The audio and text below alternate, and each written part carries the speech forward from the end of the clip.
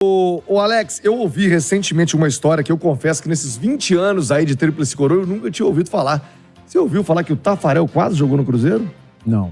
O David, recentemente, em uma entrevista, revelou isso. O Gaguinho, né, o atacante, que o Tafarel, por muito pouco, não jogou no time do Cruzeiro. Primeiro, Alex, é verdade, não é verdade? Você se recorda dessa história?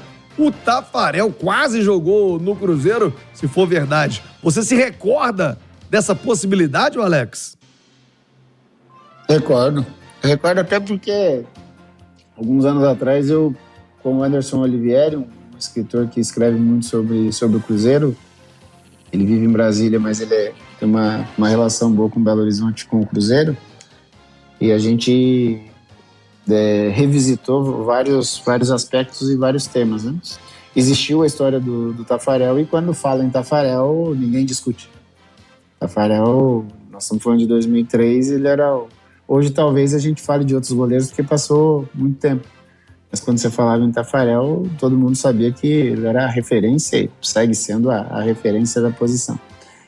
E nós temos de novo que voltar um pouquinho atrás. O goleiro do nosso time era o André.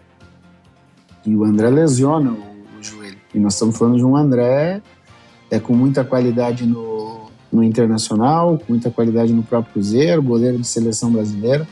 E antes do Gomes assumir como titular da posição, por isso que todas as vezes que eu vou falar de 2003 eu faço referências a 2002, porque após o André nós tivemos Alexandre Fávaro, um goleiro que veio de Campinas, da Ponte Preta, que muita gente pode não lembrar, mas ele era o goleiro da seleção olímpica. Era um goleiro aqueles jovens que as pessoas apostam e no Cruzeiro acabou não acontecendo. Aí nós tínhamos o Jefferson, que num jogo no Mineirão, no ano anterior, nós acabamos tendo uma derrota grande para o Santos, e foi o último jogo do Jefferson, se eu não me engano. E o Gomes estreia num jogo com o São Paulo no Independência. E ele ainda é substituído com cãibra, muito nervoso, muito tenso e tal. E o Flávio Tênios, que era o preparador de goleiro na época, começou a preparar o Gomes, e o Vanderlei deu muita moral para ele, para que ele fosse o goleiro. Mas essa coisa do Tafarel, eu não sei como é que foi internamente, né? Dentro do clube.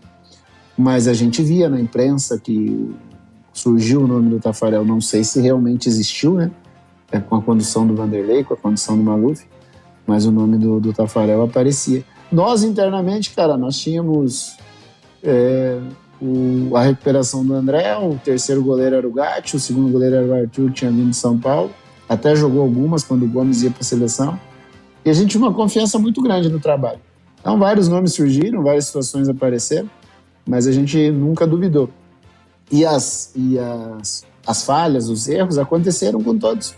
Com o Gomes, com a linha defensiva, com a linha de meio. A diferença é que o Vanderlei sustentava e tinha muita confiança, principalmente ancorado na pessoa do Maluf, na diretoria, para tomar as decisões que ele acreditava serem as corretas. O Alex, é legal você falar disso, né? Porque muita gente acha que é só o atleta em si, né? E não é. Tem toda uma situação que é importante para o futebol. Ali o Cruzeiro, você falou do Campeonato Mineiro, né? O Cruzeiro vence. Aí o Cruzeiro vai para a Copa do Brasil e ganha também a Copa do Brasil. Não era nesse sistema, né? Muita gente está nos acompanhando que a Copa do Brasil agora é no fim do ano. Antigamente não. A final dela era mais pro meio do ano, vamos colocar assim. E aí o Cruzeiro vence também, né? Com golaço seu no Maracanã, em cima do Flamengo. E um jogo de muita imposição aqui na volta no Mineirão. Aquele time acaba tendo algumas mudanças, né? O David é vendido pro Bordeaux, aí chega Márcio Nobre, enfim. Como é que foi também para vocês? Ali vocês já tinham voltando, igual você fala, voltando novamente ali a condição de 3. Ali vocês tinham uma noção que esse time estava dando liga, que estava dando casca e que esse trabalho estava dando certo? Sim. No meio da Copa do Brasil, a gente enfrenta uma equipe forte do Vasco, a gente enfrenta uma equipe forte do Flamengo, já tinha começado o Campeonato Brasileiro, a gente já tinha enfrentado São Paulo, então a gente sabia que o nosso time estava competindo bem e jogando bem. Então, de novo, voltando, o ataque que inicia é Jussier e Marcelo Ramos. Jussier acaba indo para a Ásia, para o Japão, se eu não me engano. O Marcelo Ramos acaba indo para a Coreia. O Vanderlei contrata o Mota, que só o Vanderlei conhecia, ninguém mais conhecia. o Mota chega sendo motivo de chacota, e aí vocês da imprensa têm um papel fundamental nisso, porque vocês elevaram essa chacota a um nível alto, e nós trabalhamos muito com isso. Na época nós trabalhávamos demais em cima disso. Eu lembro que tinha um programa aí na TV Bandeirante, na hora do almoço, era uma roda com jornalistas de muita vivência no futebol de Belo Horizonte. Eu sempre brinco que essa roda valorizou o nosso título, porque muita gente do nosso time era questionada, e questionado muitas vezes de uma maneira pejorativa. O Mota era um deles, e o Mota dá o resultado. Vamos lembrar que o Vanderlei começa a montar o time, e o Vanderlei tinha uma ideia que montar um time era desmontar um outro time. Então ele vai atrás do Maurinho, que está com problema no Santos, ele vai atrás do David, que está com problema no Corinthians, ele vai atrás do Maldonado, que está com problema no São Paulo. E vamos lembrar, por exemplo, o Maldonado não é campeão da Copa do Brasil. Ele não podia jogar. O meio-campo da Copa do Brasil é Recife, Jardel e Wendel.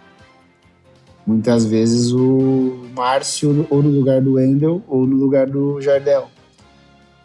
Inicia o meio-campo com Paulo Miranda e Claudinei.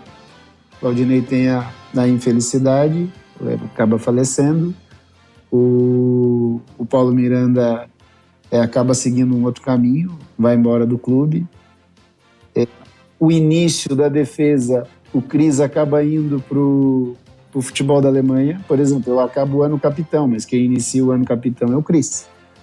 O Cris era o capitão do time, o Cris vai para o Bayer Leverkusen para jogar o segundo turno do Bayer Leverkusen, e a coisa acaba não acontecendo lá para ele. Ele volta, quando ele volta o Luizão sai para o Benfica. Então a zaga inicial é Luizão e Edu Dracena. Desculpa, a zaga inicial é Cris e Luizão, o Edu Dracena vem, o Cris vai embora. O Cris volta, o Luizão vai para o Benfica, então o Luizão é campeão da Copa do Brasil, mas não encerra o ano. Então tiveram várias mudanças no meio do caminho. A gente inicia com o Martinez, que também fazia parte desse meio campo que eu citei, mas ele tem uma lesão no jogo com o Guarani. O Vanderlei vai contratar o Zinho no Palmeiras, um cara de muita experiência, super ganhador. Então foram várias coisinhas que foram acontecendo, e a gente conseguiu se manter assim, sabendo que a gente tinha que ser um time competitivo. Mas eu lembro de uma história que ela é boa, e isso faz com que esse time acreditasse muito. A gente estreia com o São Caetano, 2-2 em casa. Esse jogo que vocês citaram da falha do Gomes. E o São Caetano era um bom time naquele momento. É o único time que a gente não venceu, né? Nós empatamos no Mineirão e perdemos em São Paulo. Só que a segunda rodada foi o São Paulo no Morumbi. Nós fizemos 4 no Morumbi, viemos em Curitiba, fizemos 4 no Curitiba, voltamos com a Ponte Preta, fizemos 4 na Ponte Preta. A gente, aqui tem um time que joga de uma maneira diferente, e as coisas passaram a ser olhadas de uma forma diferente. Mesmo assim, ainda com uma certa dúvida, que eu acho que a dúvida acabou, não vou me lembrar a rodada, quando nós vamos jogar na Vila Belmiro e ganhamos o Santos. Tranquilo, sem sustos. E a partir dali a rapaziada começa a olhar pra gente de uma outra forma. Campeão mineiro, campeão da Copa e jogando em altíssimo nível no Campeonato Brasileiro. O Alex, são 8h50.